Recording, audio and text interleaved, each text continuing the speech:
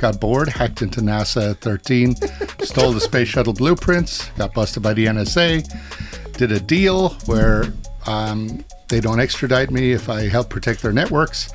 That started a relationship with the government that's lasted 30 years. Was diagnosed with an IQ of 197, so on the 5th highest in history.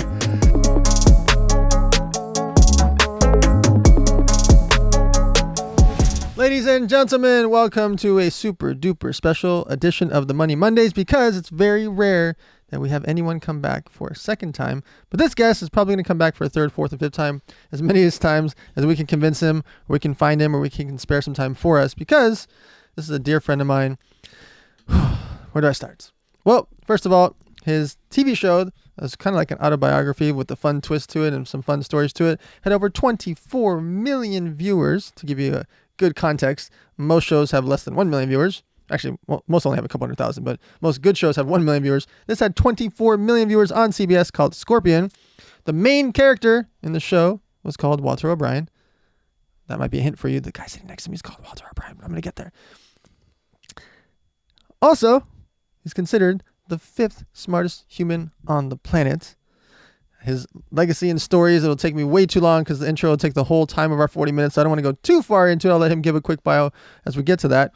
But some of the fun ones are, and what I want to ask about is, he helped catch the Boston bombers. Like his technology, he was interviewed on all these news channels talking about catching the Boston bombers. When you think about the butterfly effect of that, of what those guys could have done and would have done the next week, the next month, the next year, if they didn't get caught by this gentleman sitting next to me, the butterfly effect of that is so impactful. And he's done that on a multitude of cases, probably hundreds of times, if not thousands of times, in scenarios that I probably will never ever hear about because it's top secret and classified. But we're going to talk about at least a couple of them today. Not the top secret ones, but a couple of stories today. Also, we're sitting with my co-host, the real Tarzan. As I always mention to you guys, the real Tarzan gets over 200 million views across social media, but he's at 195 million views on Instagram just this month. So he's going to hit over 200 million views, obviously, tonight, just on Instagram. So I actually don't even know the number of what he's got on TikTok, Facebook, Twitter, YouTube, all these other channels combined. The numbers are insane because he makes animal content that you guys care about. I love to watch, and I've been watching it for, I don't know, almost a decade now. Ever since whenever you first started, I was watching far before I knew. And so, without further ado, please give a warm round of applause wherever you are on the planet to Mr. Walter O'Brien. Woo! Thanks for having me, Dan. All right. So, with our main context, typically is we talk about how to make money, how to invest money, how to give it away to charity. We've gone over some of those topics with you in the past, obviously, with our first episode. You guys that are listening, you should definitely go back and check out that episode. There are some really fun stories, some of my favorite stories that I've heard 4 or 5 times. I still get excited like a little kid to hear about a 6th and 7th time because they are such good stories. So go back and check out those podcast stories. I don't want to repeat the stories on this episode. We're going to ask different questions, different topics today, but make sure to check out that podcast episode. As you guys know, we keep our episodes to around 40 minutes because the average workout is 40 minutes. The average commute to work is 40 minutes, so we like to keep it nice and clean. Also, you can go to themoneymondays.com to share, like, comment, subscribe to keep us at number 1. We've been number 1 for 43 out of our 52 weeks on the air. Number 1 in the entrepreneur category. And so I'd like for you guys to keep us, help fight the good fight, and we can do that by you liking, commenting, sharing, subscribing, etc., posting some of these clips across social media, and I can guarantee there will be clips from today. So without further ado, if you can, give a, I don't know if you can do it in 2 minutes, a quick 2-minute bio, and then we'll get straight into asking some fun questions. I'll do my best. Thanks for having me back. From Ireland originally, dairy farmer's son. Got bored, hacked into NASA at 13, stole the space shuttle blueprints, got busted by the NSA, did a deal where they don't extradite me if I help protect their networks. That started a relationship with the government that's lasted 30 years. Was diagnosed with an IQ of 197, so on the 5th highest in history. Succeeded despite that disability. Spent the rest of my life using my IQ to simulate my EQ, because apparently the higher the IQ, the lower the EQ. I started a consulting company where I hired other high IQ geniuses. I thought that would be a good idea. I was wrong. Because of the low EQ, the ability to read people, micro signals, sales, marketing, account management, etc. Turns out we need that stuff. So I hired people with high EQ test scores to manage the people with high IQ, and that balanced out the think tank and turned my company into a home for the mentally enabled. So the company for 20 years, because my degrees were computer science and artificial intelligence, solved any kind of technical problem for companies and banks and so on. It got bigger, bigger, bigger, a lot of cyber issues while we were doing the military stuff. And then for the last 15 years or so, we started solving non-technical problems where people reached out to us because they knew us and they were going through divorces or court cases or medical mysteries or disgruntled employees or intellectual property theft. And they needed deep forensics research, deep web, dark web, settlement analysis, work with their lawyers, expert witness, whatever. And it turns out in our kind of engineered, disciplined approach, we were very useful in those cases. So that business is called Concierge Up. And we tell people if you want to search something, type it in Google. If you want it to happen, type it in Concierge Up. Wow. Wow. Okay. First So question. many questions. You go first. You go first. You never go first. You go first. Okay, I'm going to go first today. All the security you've done, all the hacking you've done, all the collaborations with NASA and the government. I have a question. How can I save animals? Elephants. Well, there's an elegant solution that was used in rural Africa that I liked. I didn't do this one, but it's a good example of the kind of things we do, where the animals were ruining the crops of the local farmers, so the farmers would shoot the elephants. And apparently, I didn't know this, but elephants are deathly afraid of bees. So they started hanging beehives, whatever, every 100 yards, formed a beehive fence, virtual fence. That kept the elephants away harmlessly. And then the farmers, the story spread far and wide, and the farmers actually harvested the honey and sold it as elephant-friendly honey because it wasn't hurting the elephants. And now it's a win-win ecological solution. Wow, that's great. That's so cool. If you really want to save animals, then you got to change your brain structure and go do something away from animals to make the most money possible, to then hire lobbyists and politicians in Washington, to then change tax laws on meat, to then force restaurants to use whichever meat is cheaper, because that's what they'll care about if you're going the veganism route. But most of the vegans I know don't feel like doing that. It's easier to just block the trucks for an hour before they go into the slaughterhouse, which really just pisses off the truck driver. But if you really want to change the world, you have to start by rewiring your own brain and doing all the things you don't feel like doing. Thank you. So, when we talked about the Boston bomber situation, and I saw obviously a bunch of the news interviews they were doing, walk us through the concept of the technology that helped catch them. Sure. And that's always a weird one because we've stopped 29 terrorist attacks. That was the one we screwed up on because the attack happened. But that's the one obviously people hear about. So you don't hear about the 28 that didn't happen. Sure. So it's like constantly being interviewed about your failure. But they had 4,000 hours of footage because it was a well-televised event, plus ATM cameras, plus people's cell phones, etc. And the first thing we had to do is pull out my degrees in computer science and AI taught us a lot about image recognition and what's called flow analysis. So the first step was to use a tool that would throw away out of 4,000 hours all the footage where nothing interesting happened. Everyone's standing there swaying in the wind, but nobody's panicking or running anywhere. There's nothing interesting happening. So we temporarily remove all of that. That's after we marshal all the data into one format, because as you can imagine, between iPhones and Androids and old phones and ATMs and traffic cameras, no two videos were the same format. Then we could narrow it down to footage where something did happen. Now, the first step in facial recognition is to find a head. So we use that little bit of an algorithm, a Gaussian filter, to identify where people's heads were. And if a terrorist attack happens, like right here, right now, all of us would go down, be shocked at the same time, get up and slowly or quickly exit whatever way we came in.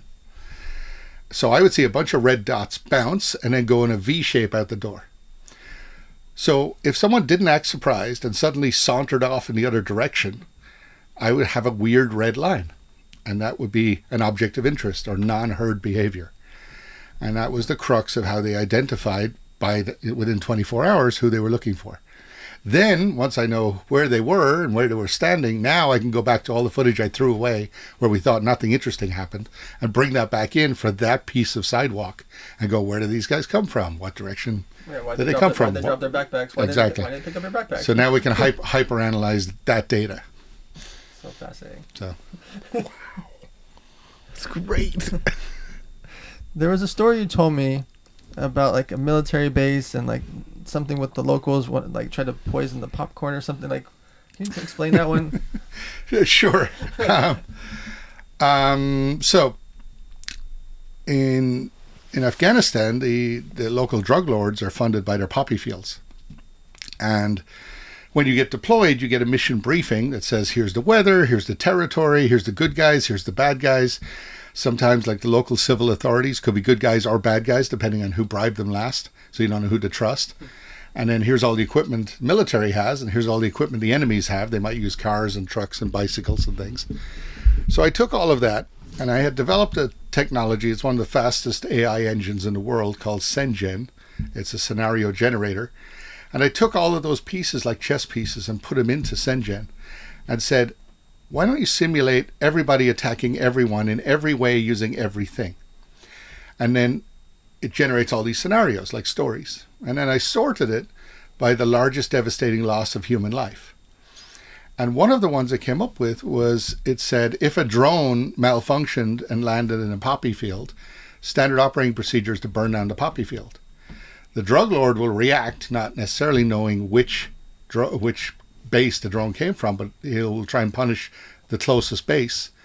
And he'll do that by putting arsenic in the water supply to the base, which would have affected about 400 people within 2 days, was the calculation.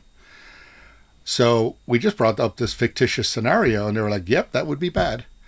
So I said, well, if we put in a clean water tank, and this is for like shower water and stuff, not for drinking water, and then put in a valve that'll detect high levels of arsenic and then switch over to the clean water supply, and then set that up as an IoT, so just an internet device, so we would know if it ever switched. And that was cheap enough, so they did it. We forgot about it, and I think it was like 3 months later, we got the signal in Datadog that switched over. And that's exactly what had happened, but we predicted it 3 months in advance as what they could have done. And then that made them think about everything else that comes into the base, and they do a picture day every other Friday where they all watch movies. So the popcorn supplier to the base was another area where there was a plan to put arsenic in the popcorn supply. So wild. Wow. Okay. So from the IQ and EQ perspective, right this second, are you forcing it? Always, except for once a month. Once a month I have a group that gets together, kind of like Fight Club, but verbal, where if you're caught being politically correct, you're kicked out. So I don't have to simulate EQ then.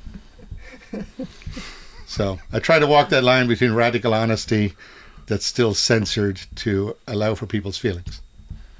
So you don't have to become a lawyer and lobby in Washington. This is great. Do you think, I don't want to say normal humans, but do you think... The shoulder touch, by the way, was simulated EQ. Yes, exactly. I was wondering how you did that. He likes to laugh, so every 5 minutes I'll throw a joke out. Do you think that people in general have too many emotions, not enough emotions, or can understand their emotions? It's a touchy subject. I mean, it depends a little bit on your job. If I would be the worst kindergarten teacher in the world, according to my Myers-Briggs test, right? So there, you need a lot of emotions. I would make a terrible nurse, right? But apparently I'd be perfect to run an emergency room doing triage in the middle of a war zone. Right. Like, let these 3 guys die, save these 15 people. So... Is that the greater good? That would be a greater good calculation, which is a whole other interesting discussion. But the... Because you're right, depends on what the 15 guys are going to do and the 3 guys are going to do if you keep them alive. Exactly. But in general, I find that emotions are the downfall of most people and most companies. Because as soon as you detach from reality and you start going into the delusion of what you wish things were and you hope things were and you'd like things to be, instead of dealing with the harsh reality of what is, then you're lost and vulnerable to your competition. And the definition of delusion is anything that only you think. If I think I'm 8 feet tall and everyone else is like, nope, then you're delusional. And unfortunately, it's far too rampant that people are allowed to be delusional because nobody wants to offend them or hurt their feelings or bring them back to earth. And nobody loves them enough to do that. And in fact, for every CEO, a lot of what we do at our customers, companies, especially startups, is recommend they have a governance board in a retaliation bubble so they can't be fired for 5 years, whose sole job is to tell the CEO when he's being an idiot and he can't fire them. And it starts with me asking the CEO, do you believe you're always right? And if he says yes, I'm like, nice to meet you. Have a good day. But if he's not a narcissist, then I'll be like, okay, well, let's pick out the 6 smartest guys that you fully respect, who've been in your company the longest, what I call boiler room people, who've been hands-on. And then if the 6 of them or 4 of them disagree with you, shouldn't you heed that and maybe veto your decision? And then let's set up that board. So then all of you would have to be wrong simultaneously to go down the wrong path. Otherwise, there's too much pressure on the CEO to like, you better be right all the time because you'll steer the ship straight into rocks if you don't.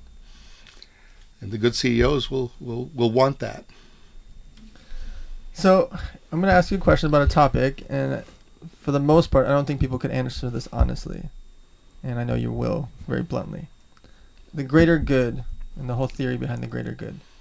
When you just mentioned about three guys versus 15 guys. What if the 3 guys are the president, the vice president, and the attorney general, or some form of power, some important, or the king, whatever is in a different country? The 3 versus 15, or 3 versus 1,500, or 15,000, or when does that number become? Hey, we need to keep the president or the king or the prince, whatever, alive. So you just talk to us in general about the greater good theory. Well, probably using 3 politicians is the wrong example because that's an easy decision. That's why I threw the king in there.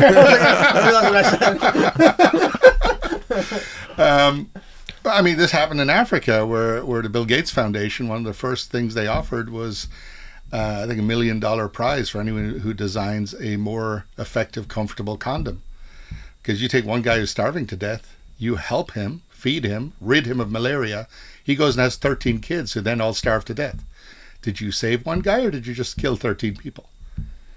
And is the real root cause sex education, not starvation? So you can't predict the future for everyone, but you can predict a certain amount. So part of my goals and my philanthropy is I help the people who can help the most people. So sometimes it'll be very controversial or opposite that nobody wants to hear. I had a scheduling conflict once. I was supposed to speak at an inner city school full of kids. At the same day, I was supposed to speak at a private charter school in Beverly Hills. And there was just a screw up in the scheduling. And then I was leaving town because I'd only speak at one of them. Now, everyone would say, pulling on the heartstrings, go speak at the inner city school.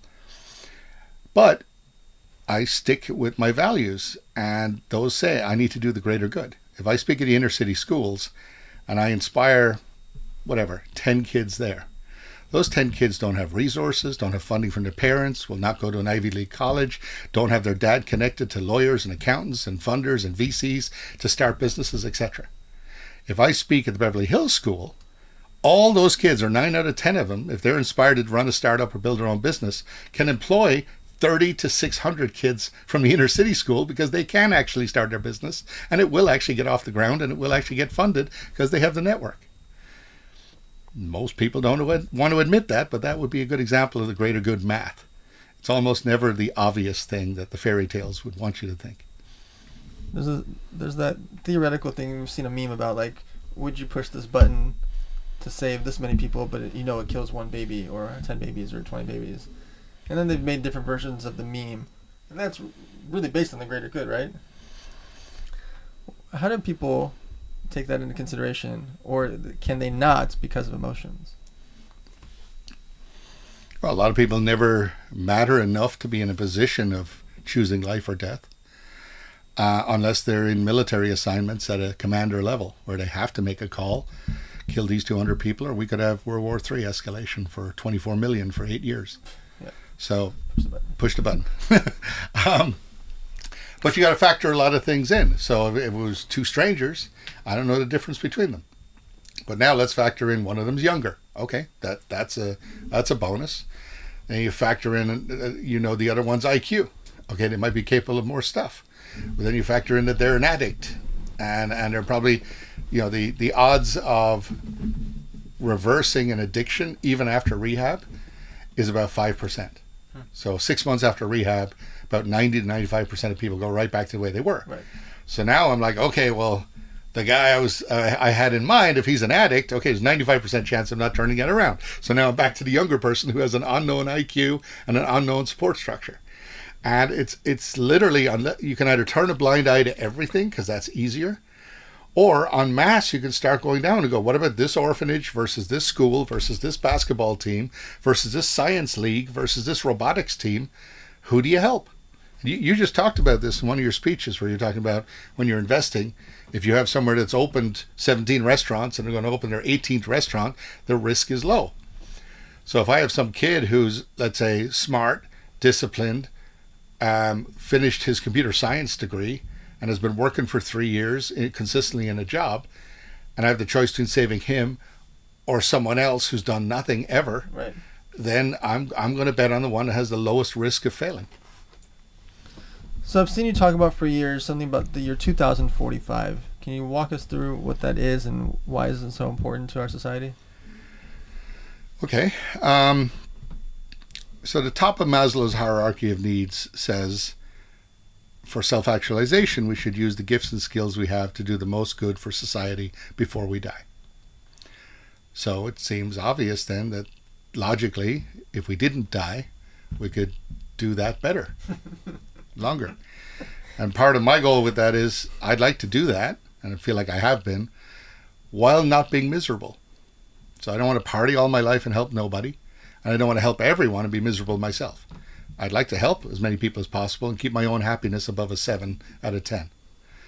So, and if I can do that without dying, then I can do that longer. Therefore, it makes sense that it's the greater good. 2045 is a mega project that involves many, many other companies in a thing called transhumanism. And all it means is you're not your fingers and your toes and your arms and your legs. You are your consciousness and your memories. We are electrical activity running on a biological computer. 2.5 petabytes of storage, near as we can tell, and about 100 million neurons. So if I can move that into a different structure, then I'm not dead. I'm not married to my meat skeleton. I don't care what happens to that. So it's our biology that lets us down, not the electrical activity in our brain. So we're getting to the point now where MRI scans and Neuralink that Elon's funding and a bunch of other efforts are getting closer and closer, where we can back up our brain like we back up our iPhone. All of us every couple of years throw away our phones, go to a store, buy a new phone, download the software from the cloud, and our phone's back. Why not do that with our bodies? So you can either get bodies or stem cell clone humans, and then there's ways of accelerating the growth level in those humans so that you could grow a 20-year-old twin sister or twin brother within 4 years, and then download your brain and consciousness into that person. So if you did that every time you hit 30 and put you back to a 20-year-old body, even though your brain is 500 years old, you can live forever. And that's the first stage. There's head transplants that have been done.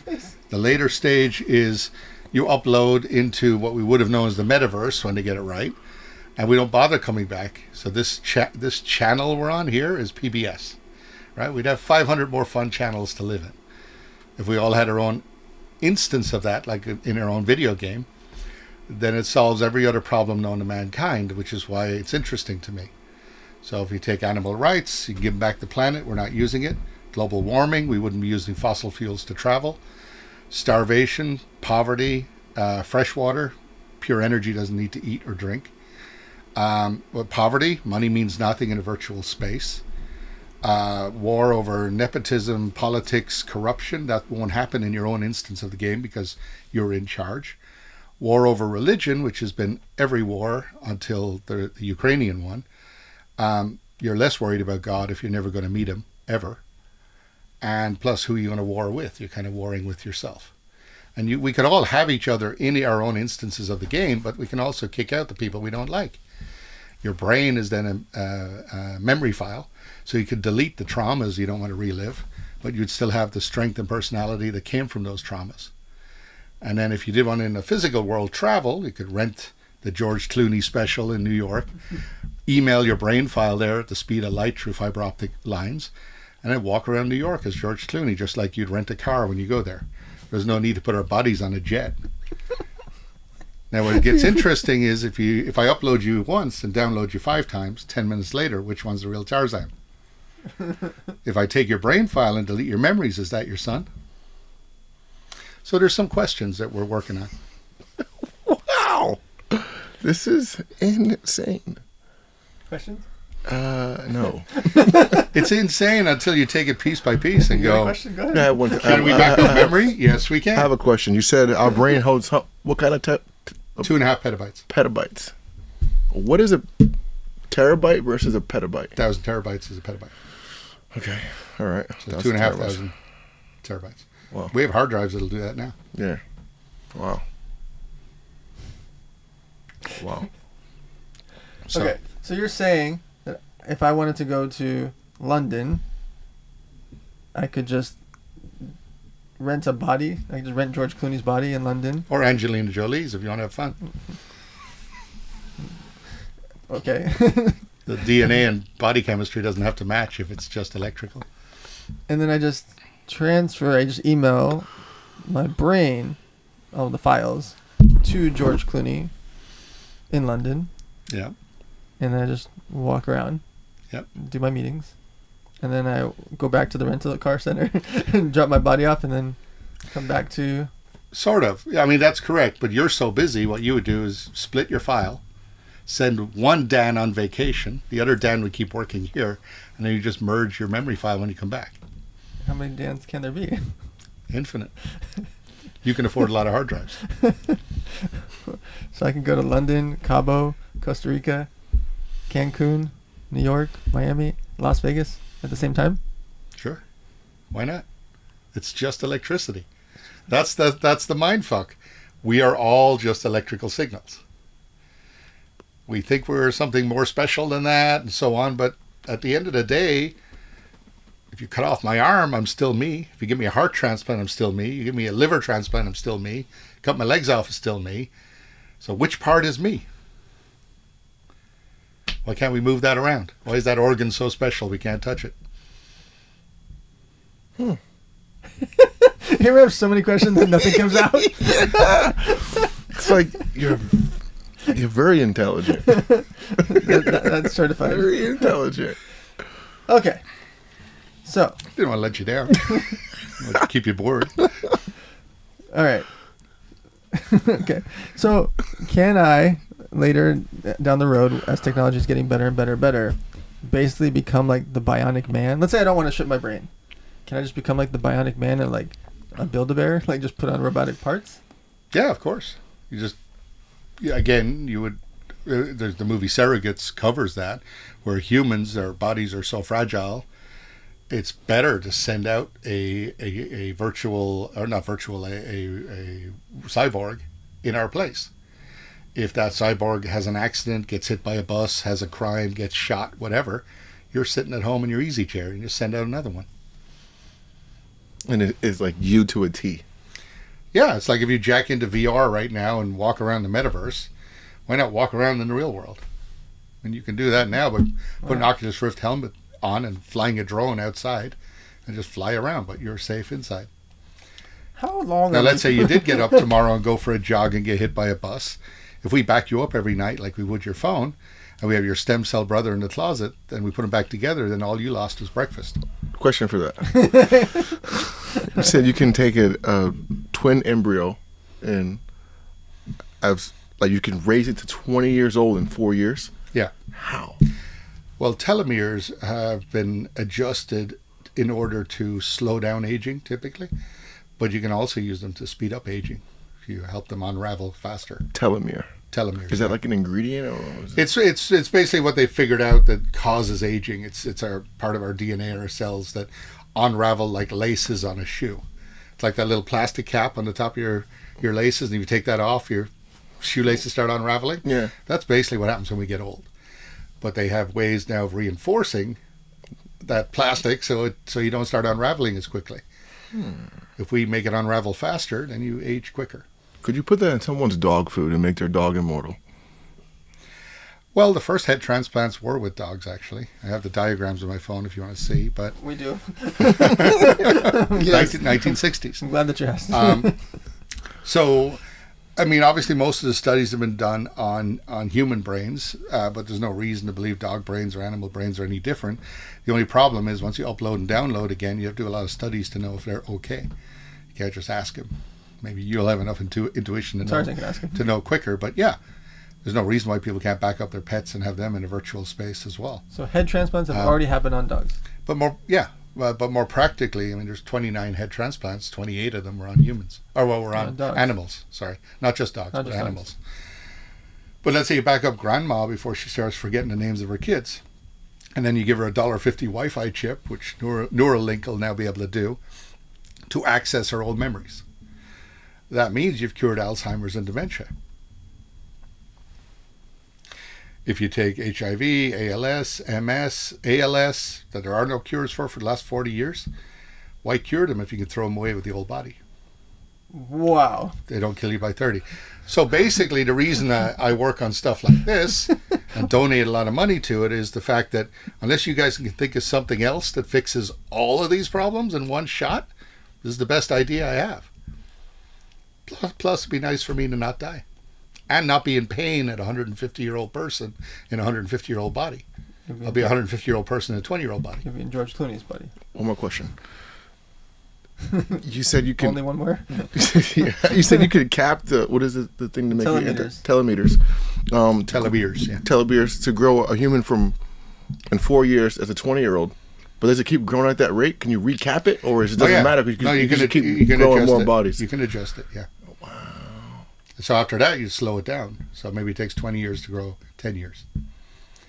Now, again, everything I'm talking about, half of it is practical and happens now. Ted Berger at USC has proven what he calls prosthetic memory. We can upload memories of a mice into a fake brain and then load it back into the mouse and then show that the mouse effectively has Alzheimer's if he flicks the switch. He's proven it enough times in a row for it to be published in American Scientific Journal, and he got, I think, $200 million in funding from DARPA because it's easier to Google a terrorist's memories than interrogate them. So there's military applications for this too. So that whole upload, backup part, I mean, Elon Musk has videos out there of, I think, chimpanzees playing Pong. Yes. And then they pan down with the camera and show that the joystick's plugged out. So it's just reading their memory to know where to move the bat. So the backup part is working. The parts we don't have yet is the ability to restore it fully, restore consciousness, which is separate from memory, and to be able to do that correctly. And we also don't have a universal translator. So if you go in the other room and visualize a triangle, and I take the electrical activity from your brain or your visual cortex and put it into my brain, it'll look like junk. It's like PC to Mac, right? Or maybe in this case more PC to Mac. But if I take that triangle data and put it back in your brain, it'll make perfect sense to you and you'll see a triangle. That's why now they can record your dreams and kind of play it back to you on a screen to see what you dreamt of. Or if you go to a room and watch a movie trailer and you come out, we can plug it to your brain and kind of see the movie trailer the same way you'd remember it. You'll see some of that on YouTube. But what we need is, if I had a box here that's a universal translator of this is what Tarzan's triangle means and this is what Walter's triangle means, then we can have a whole phone call without ever speaking. And we can communicate 28,000 times faster. Because the way I think right now, and then I have to put that into words, and then I have to speak, and then those sound waves have to hit your ears, and then you have to turn that back into words, and then you have to understand that, or we're texting or on a keyboard or whatever, limits these two supercomputers from talking. If we could go direct, we'd be able to talk at a much faster bandwidth. So it's literally like we're all talking right now through Morse code instead of directly. So us talking right now is antiquated. Yes. In advance. Antiquated in advance. Yeah, a lot of questions. Well, you got 3 more minutes. Go for it. Okay. But this is not what my company does every day for people. This is just my hobbies. Okay, so concierge hub. Explain that. Well, we ended up, like all people recommend, I try to be the dumbest guy in my company. So we've hired very, very smart people in my company who go down rabbit holes much deeper than I do in various different areas. And we worked together for 30 years. And we have a lot of best practice and discipline from our education on the right way to approach things. So people can come to us with projects. If they want to build Disneyland in Canada, we're like, okay, how do I do that? I have the money, I have the idea, but now I got to find the land and do zoning and deal with the politicians and hire all the people and put up security cameras and figure out the best rides. And this thing's going to be around in 40 years. So what do rides look like in 40 years? And what about our branding and so on? And we've seen so much, we can put all that together, like at the very top level of managing mega projects. That's one thing we can do. On the more practical level, somebody has a startup or a company with maybe 20 or 30 employees in it. And maybe they were more right-brained, so they're more on the sales and marketing side, and that's what got them where they're at. But now they're struggling to grow any bigger than that because just sales and marketing is not going to fix everything. So now all of the left brain side of process and procedure and protection and legal and cyber and testing and quality assurance and all the things that make a company bulletproof and last a long time, they'll come to us and engage us and ask us to seal all that up before they get fired, bankrupt, or put out of business because they ignored that part. And then they will get happier because they're not being called every day with fires that broke out. And then their staff will be happier because they're not working in somewhere that's constantly in chaos. So we raise what's called the CMM level, or capability maturity model, of a company. There's a scale of 1 to 5 on kind of how startup-y is a company, all the way up to a company that's just working on continuous improvement, where everything's measured, everything's in a dashboard, you know what everyone's doing, and now the CEO's job is simply look 5-10 years ahead and go, what do we do next? Instead of always dealing with the last couple of weeks of fires that broke out. And then the individuals, the CEOs themselves, will say, I want to secure my family, my house. I am worried about rolling blackouts. I want alternate power solutions off the grid. I want to know how easy it is for someone to break into my bank accounts or steal my Bitcoin or take my data or anything else. And we come in kind of with the mindset of, if I was to hack you, here's all the ways I could screw up your life, with an assessment. And like, okay, how many of these things would you like to close and resolve so you have no single point of failure in your life? Because if you go from earning nothing to finally you built a business and you've made a couple of million and you've paid off your mortgage, at that point, the most important thing in the world is not going backwards, not losing it all again, starting over. So we're the guys who can come in and say, okay, how badly do you not want to go backwards? And let's start shoring that up as much as you want. So people can just go to conciergeup.com? Go to conciergeup.com and just type in whatever your funded request is. So we take problems from 10 grand upwards. And we work like a law firm. You put down a deposit because you don't know what your problem costs. I don't know what your problem costs. But 10 grand separates the talkers from the doers. And we'll give it back to you, obviously, if we don't use it. But at least then we can jump on a call and figure out, what do you need? How far have you gotten? We joke about our slogan being the customer's always wrong. But if that's not true, why hire us? And then we work with you piece by piece every week as long as you like it. And there's no tricks. If you don't like us, stop hiring us and we'll give you back whatever you have on deposit. The customer's always wrong. I love that. That's why you hired us. Why you hire us. All right, guys. So we're going to try to convince Walter O'Brien to come back for 3rd, 4th, 5th, 6th, 7th, 8th, 9th, and 10th and 11th episode over the course of time. I'm here with Real Tarzan. Check out Walter O'Brien. He has some social media. He's mostly going to go to conciergeup.com. If you have a funded problem, go visit him there. Come see him speak at some of our events. He doesn't speak at very many events, but luckily he's been to some of our events each year for many, many years now. All right, guys. As we always say, we grew up thinking it's rude to talk about money. We think it's rude to not talk about money. So it's important to have these discussions with your friends, family, followers, coworkers, etc. Have blunt discussions about finances, accounting, credit scores, salaries, bank accounts, loans, and everything between, and have real, honest, open discussions about money, because it is a important factor of our lives. No matter what the media or what our households have told you over the course of our lifetimes, it is critical for you to have these discussions. And that's why I think our podcast has been doing so well and you've been sharing it so much, is we need people to have these discussions. You need to talk about it. You need to not be shy about it, because the difference of you discussing it can help your friends, family, followers, and yourself save yourselves a lot of money, make you more money, etc. I'm Dan Fleischman. We're here with Walter O'Brien, the Real Tarzan, and we will see you next Monday.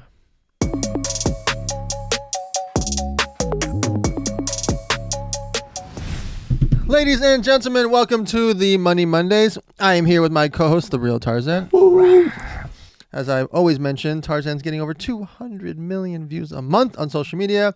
Except, as you guys have noticed the last month or so, he's making me have to change my story. Because this month, he got 195 million views in the first 3 weeks just on Instagram. So we're going to have to come up with a new tagline for you, buddy. I don't know what it's going to be. We're going to have to track all the numbers and combine them all together. Cool as you. Man, no. I'm just trying to get to 1 billion views every month. In the year If I fall 2023, short, it's all right. Tarzan had 2 billion views in 2023. Just let that sink in for a second. All right, guys. So on the Money Mondays, we cover 3 core topics: how to make money, how to invest money, how to give it away to charity. Also, the main importance for this podcast and why we've been number 1 for 43 out of the 52 weeks in existence is people are enjoying and need to talk about money. We all grew up thinking it's rude to talk about money. We think it's rude to not talk about money. You have to have discussions about salaries, finances, credit, FICO scores. Most people can't even spell FICO. They don't know what the heck's going on. They don't know how to deal with the IRS and taxes and loans, and they don't want to talk about it because they think it's rude or it's uncomfortable.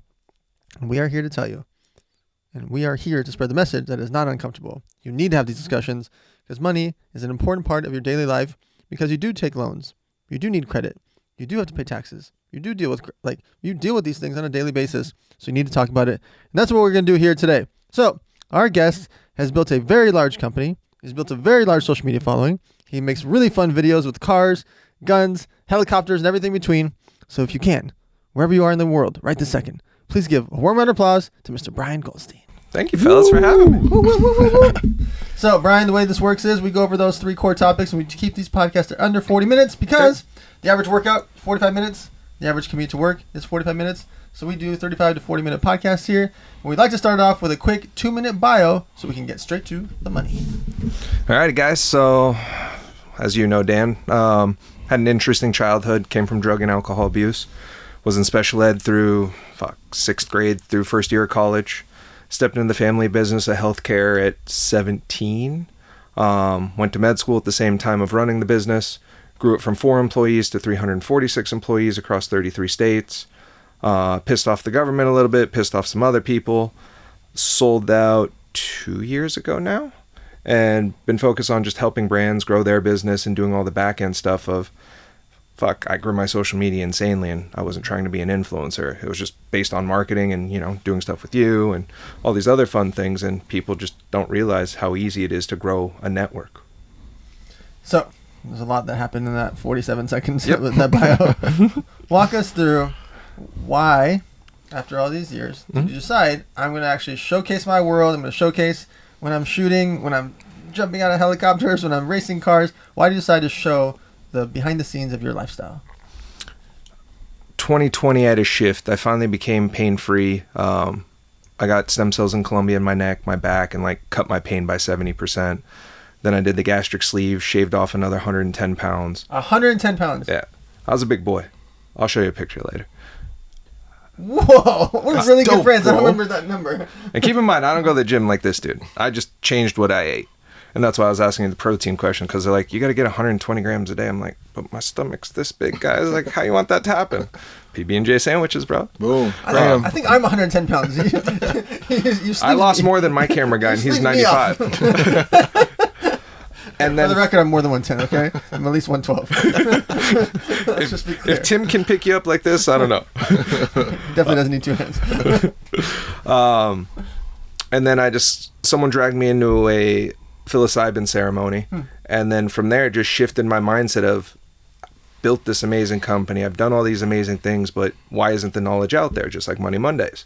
And started showcasing it, connecting with guys like you, and just really showing parts of my life. I don't really show my personal life, but the exterior stuff I do show a lot more now. Why do you think most people in society are not good at making money? They listen to their friends and don't trust their gut. It's really not that hard. People overcomplicate making money. Yeah, if you believe in it, do it. Even if all your friends said Money Mondays podcast was a horrible idea, you'd still do it. No one's going to stop you from doing anything. Oh, you want a food line in another country? You're doing it. Yeah, when I said I'm going to throw the world's largest toy drive, I'm going to build a 26-acre ranch with the real Tarzan and 200 animals. Sounds ridiculous. Sounds ridiculous, but you set a time span of getting it done, and you get it done in probably half most of the time. And people don't realize, like, okay, you have a goal of you want to make $100 million a year. Cool. How are you going to get there? Draw the map. And Dan, you are the king of whiteboarding shit out. I love whiteboards. Or butcher paper, whatever people prefer, and map it out, and then you have a plan. Okay, here's 12 months from now. How do we get to now? For those of you sitting at home right this second, there are so many ways for you to make money. If you're good at doing makeup, why don't you charge people to do makeup? Get your cosmetology license. You like doing hair? Make up $50, $100 a session, do hair. You're really good at Spanish? Hone your skills and start teaching Spanish. People pay you 30, 40, 50, 60, 70 bucks an hour to teach Spanish from your laptop or your phone. Let alone in person, now you can charge $100. Oh, you're good at guitar or piano? You like dogs? Walk some dogs. You have 2 extra bedrooms at your place? Airbnb out some of your apartment units. And people don't realize it's that simple. You have extra shit in your house you need to get rid of? Sell it. Do you know how much extra stuff you guys all have right now? Thousands of items. Like, literally, the amount of shoes and dresses and hats and clothes and jewelry and watches, accessories and sports cards and video games and things that you're like, oh, it's just crap. People buy all your crap. You go to Facebook Marketplace, you go to eBay and all these platforms, or you don't have to be the one to do it. Have someone come over and do Poshmark for you. Sell all your clothes for you. Don't want to deal with all that stuff? Donate it. But you have so much stuff. You have so much access to making money from your skills, whether it's your brain or your hands. Like, you have so many access to making money. It's mind-blowing when I see people that are just like, oh, I make $15 an hour. That's all I can do. I work 30 hours a week. Do you know how many hours a week there are? There's a lot. I was actually just doing the math with Suresh. 168. By end of day tomorrow, the last 9 days we'll have done 180 hours. But that's the And you don't have to. I don't have to, but that's the Right. life we live where, fuck, I got to outdo what I did the day before. Why do you think that people have such limiting beliefs about money? Upbringing. I think social media also has blurred people on. They're not doing enough, so then they just sit there and pout with themselves. They get depressed. They just, I don't know, we've all seen it. We all deal with social media people, and they're like, oh, you live such an amazing life. Yeah. How many hours a week you work, Tarzan? All of them. You don't stop. No, stop. And that's what people don't understand. It's just, it's not that hard. They just need to slow down and really just think and stop listening to the family members that are putting them down. Change the circle they're in. Like, you can figure someone out by the 5 people they hang around the most. For sure. Tarzan, you crafted your passion for animals into business quite young. You were working with Zoological Foundation and working with zoos and working with sanctuaries and all these things from childhood. And as soon as you were allowed to work, high school and college, you were working all these places. When someone wants to craft their passion into a business, talk us through how you did that. First, you gotta believe. It's like telling someone when you're young you want to be Tarzan, and I'm like, bro, what? You want to do what? You want to be what? You're like, the real Tarzan. They want to be the real. I don't live like Tarzan. I want to be Tarzan. And people are like, well, what are you talking about, bro?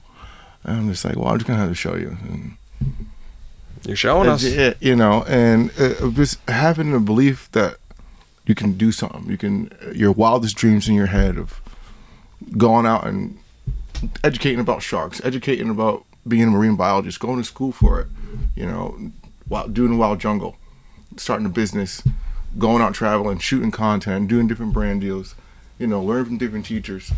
Just growing your personal brand as a whole is not easy. It takes work. That's what Lots people of don't work. understand. And if you're gonna do all the work, you gotta do something you're passionate about so you don't get burned out. If you're doing something you don't like and you're making a lot of money, you're probably gonna get burned out after a while because you don't like it. You're not happy. And as you both know, business are up and down and up and down. Working with animals, up and down and up and down. There's never a dull moment. There's never a dull moment in building any type of business, any type of brand, especially in the beginning stages, especially in today's chaotic world. You don't know what's going on, what's next, thinking outside the box, grown platforms on social media. Think about the people that were doing animals 20 years ago, and it was like, we got to figure it out. We're going to do this, and like, boom, social media pops up. They're just left in the dust like that, you know. There's different sanctuaries around the world we visit that have been thriving for 30 years, and now they're just slowly dwindling away because they don't have any social presence. And they're not adapting. Not adapting, you know. And I think I think it was Charles Darwin was like, it's not survival of the fittest. It's the one that survives is the one that's able to adapt the best to this environment, you know, and its time. So constantly be adaptive to your environment, and you will succeed. That's how you survive in the jungle, right? Yep, and adapt. Brian, so we talked a bit about making money. Let's talk about it on the investing side. Mm-hmm. When you changed your life from focusing on building the business, Mm-hmm. when did you decide, or how do you decide what to invest in when you have so many options out there and categories to invest into? So, like anyone who's made money, you've taken some L's on investments and probably lost $5-10 million on investments that didn't work. And then I realized, let's start buying real estate. Let's start investing in hard money lending. You know, real estate's not going anywhere. No. And it's only appreciating. If you can put enough money down where there's still a positive cash flow, it's only going to appreciate. And that's what I learned. I'm like, okay, I've built an amazing business, but doing this every day blows. What can I do that's passive that still makes me money while I sleep? People paying me rent, getting my interest payments every month from the hard money lending, all of that stuff. It's like, oh, this is fucking amazing. Can you explain the general concept? What is hard money lending? So Mike doesn't want to go through Wells Fargo for a loan because they're going to take 90 days. They're going to ask him a million questions. Mike shows us his balance statement showing cash, blah, blah, blah. He can afford the payment. We can close a loan in 10 days. You're going to pay 3 points higher than everything else that's out there, even as much as 5 points higher. But there's no huge underwriting process. They check out you have to put 40% down. Max, the company I work with, does 60% loan to value, and they close in under 2 weeks. Wow. Which means you can beat out a lot of buyers as well. So it's an alternative to bank financing. Boom. And then you can refinance it right after you're done if you're in a pinch to just bang out a deal, or you drag it till you figure it out. But you just got to make sure it pencils for, you know, what you're trying to do. Well, right around the time this podcast come out, I actually have a surprise. I haven't told anybody in this room. I'm actually coming out. It's already done now. It's called Elevator Funding. So elevatorfunding.com. We do smaller amounts though. It's $5,000 to $250,000. We'll loan you money really fast, like the same day, next day. And it's, I don't call it microloans because still you can borrow $250,000. But Elevator Funding, I partnered with a large company. They do like $200 or $250 million a year in loans. Oh, wow. And so they back the whole thing with me. And it's perfect because San Diego guys, they do $200 million, $250 million a year in loans. And then I obviously have this big entrepreneur following that could use extra money. And we're here with the Money Mondays. They could use extra money because they're listening to a show about money. And so Elevator Funding, it's elevatorfunding.com. People can apply and literally borrow $5,000 up to $250,000 like that. And so it's interesting to me. That's why I asked about hard money lending. I want to explain to people about loans because, again, we don't talk about it enough. Nope. Most people think you got to go to Wells Fargo, Bank of America, or Chase and go through that 90-day process. And they don't know that there's other options that are out there. Also, if you guys have businesses, there are some great platforms like Shopify, if you're selling your products on Shopify, that will literally loan you $50,000, $100,000, $250,000 same day or next day. I didn't even know that. Shopify loans is really expensive the first time, and then it goes down and goes lower and lower. The interest rate keeps getting lower and lower. What they do is they typically take around 14% of your gross sales per day Gross. to repay their own loan. Got it. So they'll loan you $100,000. You're doing $2,000 a day in sales. They're going to take out $300 a day until they get their $100,000 back. Right? Got it. And that number changes based on whatever the loan is or whatever percentage rate that you're at. But the point of the concept is you guys have more access to capital than you think. There are private lenders out there that will do hard money loans if you have an asset or you're buying an asset and you have some capital to put down. There's things like elevator funding where if you have a business, you can show that you want to borrow money to help scale your business or buy more inventory, etc. And there are hundreds of competitors to what I'm talking about, what elevator funding is. But then within the platforms that you typically sell your products on or sell your e-commerce on or sell your whatever it is you're selling, there are ways to borrow money for that. There's also a company called Pipe. Pipe does like $2 billion or something crazy of loans. I don't know the exact number. For people that have reoccurring income. So if you have a membership club or subscription group or anything that's recurring, you can go to them and get these loans, and the same thing. They just fund it really quickly. So whatever industry you're in, or whether it's for a personal loan, etc., if you need extra capital, I'm not saying to go take a loan unless you actually need it and you know how to pay it back. Let's just be clear. I'm not saying just go take loans like it's free money. It's not. Nope. I'm not talking about government money. I'm talking about real life money from trying to scale your business or scale your life. Research it. Find out these things. The things that you hear Tarzan, myself, and the guests that are on here, like Brian, talking about, Google it. Watch on YouTube. Watch on social media. Research the key words. That's why whenever someone says a phrase or a term or just letters, I ask them to explain it, like hard money lending. I want you guys to understand these things, that have these discussions. You might not need it now, but 3 years from now, you and your mom and dad or uncle or grandpa or friend or business partner are like, wait a minute, we're going to buy an asset. We can put 40% down. I remember Brian Goldstein saying, I can actually get a hard money loan that'll save us 90 days. Or you're like, oh yeah, wait, Dan has the elevator funding thing. I can go borrow 20 grand or 50 grand and do this thing. Like, we want to have these discussions with you so you actually think about the situations in your life, whether it's now, later, or for the people in your circle. Brian, someone out there that's listening is ready to invest. Like, you know what? I'm making 80 grand a year. I've been saving 20 grand a year. I've been a good kid. I've saved up $100,000. I'm ready to do my first investment. When they're going out there and there's all these options, there's real estate, the stock market, angel investing, cryptocurrency, they're just bombarded by options. What would you say is the best way for someone to think about or decide which path to take when it comes to investing? The safest, based on that person's income, is doing deals like you were offering people on the ranch, where they get 9% a year, and it's 1 or 2 year term, 3 years, you get a higher percentage, and you know every month, like clockwork, it's getting deposited in your account. It's backed by real estate. The liability is as small as it's going to be in any scenario. Versus crypto, you know, like you were talking about earlier, Bitcoin, if you're planning on long haul, but if this person wants to keep their capital and get some extra monthly, that's the cleanest in my book. So also, guys, right now, banks are offering a crazy rate. 5.5%, 4.5%, 5%, sometimes 6% on CDs, on things that are basically 100% guaranteed. Obviously, the banking system could fall apart. Let's not go down the rabbit hole. But household names like Wells Fargo, Bank of America, Chase, theoretically could fall apart. But that's like, you know, if that happens, we got way more problems. We got bigger fish to fry. In our country, you better buy bullets and water. Like if one of the major banks closes like that. But the point of it is, there are some really safe investments that are effectively almost 100% guaranteed, if not 99.9% guaranteed, where you can get 4.5%, 5%, as much as 6% from just like a normal bank, where they used to pay you like 1%. If even, right? Because they just knew that you're going to leave the money with them anyway, so they didn't need to pay you. But right now, they need cash. And when I say they, I mean literally Wells Fargo, Bank of America, Chase, all these major banks need physical cash to back up their loans with their commercial properties. Because, sad to say, nobody wants to talk about it enough, they are underwater with the commercial properties. And it's not going to get any better.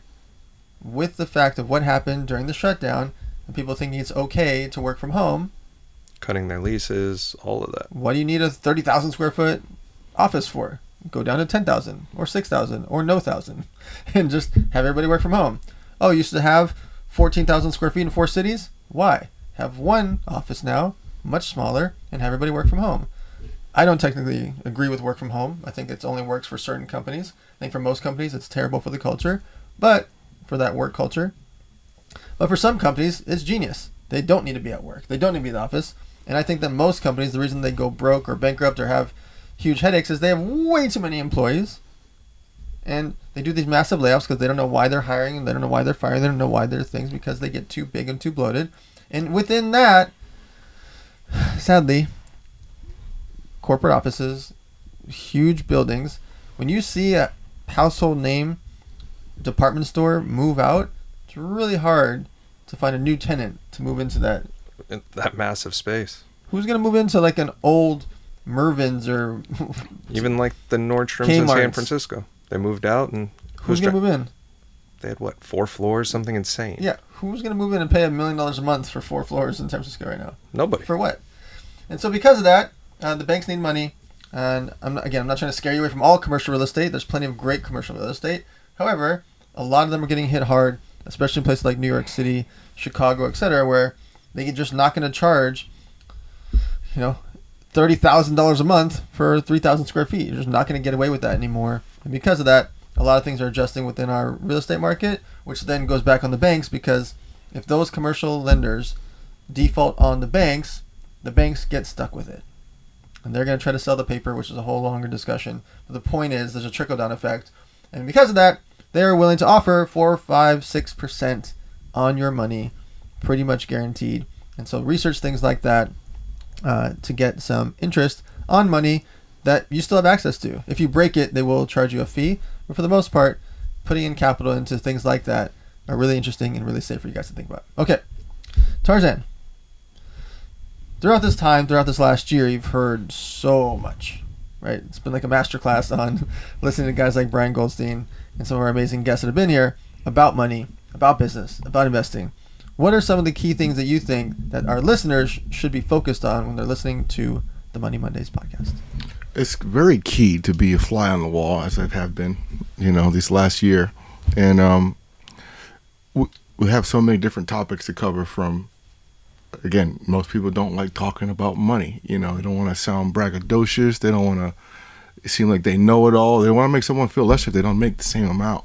So there's a lot of uncomfortable conversations about money that I feel like we've been breaking the barrier on, like FICO credit score or mortgages or different types of real estate or investing in crypto. How you said if you're just constantly buying Bitcoin down the road, it doesn't matter. You just need to buy it. Whether it's a couple bucks here or and even there. Apple stock. Right. Stocks, we had Timothy Sykes on with the stock market, so there's so many things that I'm picking up. People's, what do you have, like 1.8 million emails sent out on a newsletter about stock market? That is nuts. But he was showing us how he did it through, getting emails through his website. It's just nuts, but that you can get that many website clicks. And that's a big list. A big list, man. But you just see different tactics that people use, and getting new coaches, going to masterminds, people investing in themselves. Investing in, different aspects of how to run your business. We had a guy say today he's the 5th highest IQ in the world in human history, and is EQ's low. So he hires someone with a high EQ, and then he got a high IQ, and it just balances out. And it's like, bro, that's genius, like hiring someone for all your weaknesses. But you got to be blunt enough to know where you're weak at and hire at and get teachers. And so it's really cool. Yourself. And honest with yourself, And it's cool, man. I love it. And if anybody's picking up any information from any of the on the Money Mondays, just get comfortable in asking the tough questions and how to make money, how to invest money, and how to give it away to charity. Do not be scared to Google this, YouTube it, ask the people around you that you think are smart and have some businesses. As Brian mentioned, asking your friends is not the key play. Here's why. If your friend is really good at skateboarding and you ask them about FICO score or investing, they have no clue. If you want to ask your friend about skateboarding because they're good at skateboarding, it makes perfect sense. If your other friend is in college and you ask them, hey, I heard about hard money lending, could you explain hard money lending? That doesn't make any sense because they're in college and they're an arts major. They don't know what you're talking about. Too often people ask people that are unqualified or not living the life that you want or aren't in the business that you want questions about business and investing. That's a huge detriment to yourself. It's actually bad for them, for you to ask them because now they think they're an expert in something, which they're not. And you take that advice and it's completely unnecessary when Google and YouTube exist. You can find anything about any topic across the board, from bowling to hard money lending and everything in between. And there's a convention for all of it. There's a YouTube video for all of it. There's an expert for all of it. There's a book for all of it. Please spend some time to do your research on anything that you're hearing us talk about, from loans, investments, FICO scores, credit scores, anything that you hear us that is important to you or you're just curious about. Spend the time to research it or ask people that you trust and respect have some knowledge about that topic. Brian Goldstein, why is it important for people to involve charity into their personal lives with their family or with their businesses? We all got to give back. And you've said this a million times. Even if you don't have the money, donate your time. Mm-hmm. I don't care if it's 5 minutes. Do it consistently. Like, this week's one of the busiest weeks for me during the year because it's SHOT Show. I'm in meetings starting from Saturday all the way through Friday morning. And Tim had asked, hey, would you mind speaking on a panel on suicide prevention and all this stuff? And hate to break it to you, it's during prime time during the show. And you're going to be missing for 3 hours. Fuck it. Let's do it. Because it's a topic that needs to be talked about, and I'm giving that time. I'm turning off my phone. I'm streaming it on my Instagram so everybody can also be aware of it. And I'm not asking for anything. I don't want to be paid for my time. I just want to give back and help people on what goes around comes around. Tarzan, what charities are interesting to you right this second? Sharks. No more shark fin soup. No more ghost nets. There's a lot of things going on, a lot of campaigns. What's a ghost net? A ghost net's like how fishermen like put out long, giant nets and they just drag it off the bottom and they just catch it, whatever they catch. Whatever they catch, yeah. And bring it in. And then they just That's throw legal? the trash back. In some parts of the ocean it is. Damn. And some governments are like, sure, go do it, I don't care. And there's jam-packed with boats from all over the world, fishermen. You know, and sometimes their nets get caught up or break or rip. They drift out to the sea, and a whale is swimming by, minding his business, caught in something. You know, some fish get caught, sea turtles, you know. So there's lots of things that happen with ghost nets. It's not feasible for the ecosystem underwater, you know. Gotcha. Just to be left out dangling. And the No, that's just messed up. Yeah, and it's catching whatever it wants, killing whatever it wants. Brian, have you ever swam with a shark? Do you want to? Would you? I think I have. I scuba dived, but it was like the nice one that wasn't going to bite you or Like the anything. Bahamas one? Like Zuba? Hawaii. Yeah. That's where I was in Hawaii.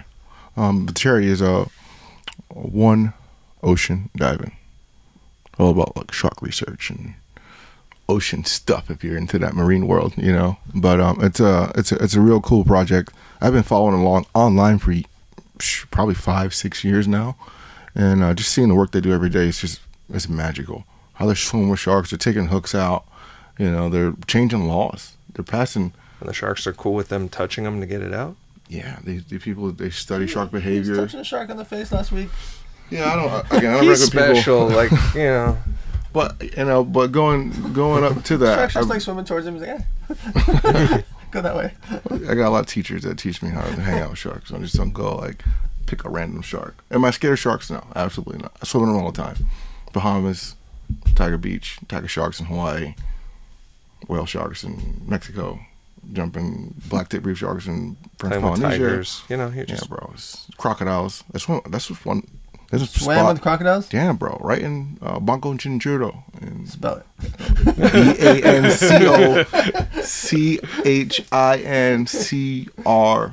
BANCOCHINCRURRO. Banco Chinchurro. I can't verify that. Check it. Give me my Carfax.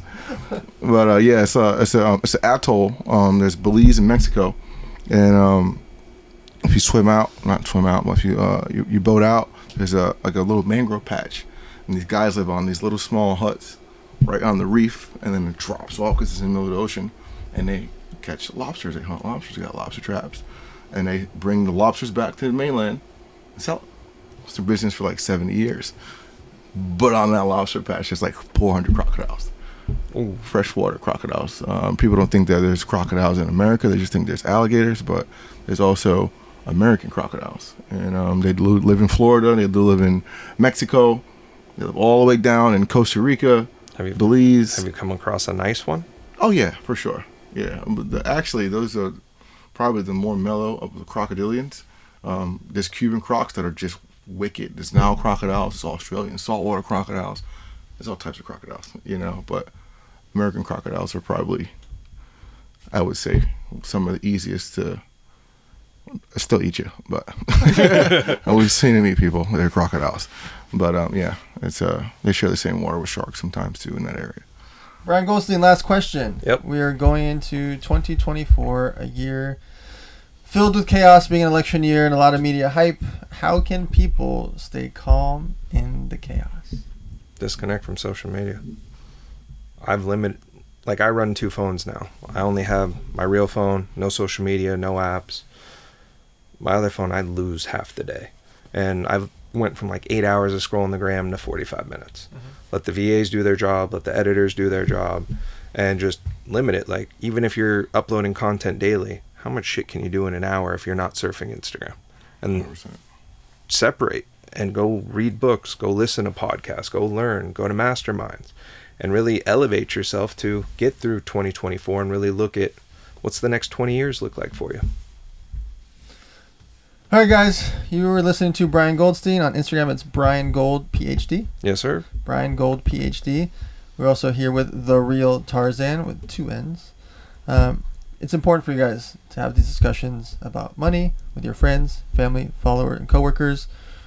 As you noticed, we don't have ads here. I mean, at some point, maybe we'll do endorsement deals or sponsorship deals, maybe, but we're not sitting here reading ads for you guys. We want to keep these episodes as clean and fast and efficient at 40 minutes for you as possible. Unless some huge company bribes us some massive amount of money, we've been turning down ads to date after a full year, even being the #1 entrepreneur podcast for 43 out of the 52 weeks. We are here for you guys to make this a clean, straightforward podcast. But with that, there is a cost. And the fee is for you to share us. We need you to keep sharing it. We need people to have these discussions. So liking, commenting, subscribing, sharing. When you see the cool video clips, you're going to see a bunch of cool clips of Brian Goldstein this week, for example. Share those clips with your friends. Repost them on your social media. All of that helps us to spread the word, spread the discussions about money, because that is what is ultimately very important to us. Visit us on themoneymondays.com. Every Monday at 4 p.m. we do a live Zoom call with experts like Brian Goldstein, Tarzan, myself, etc. We go on there and teach and do live Q&A sessions. You can ask us questions, pop up and Zoom with us live every Monday at 4 o'clock, themoneymondays.com. And ultimately, we will see you guys next Monday right here on the Money Mondays.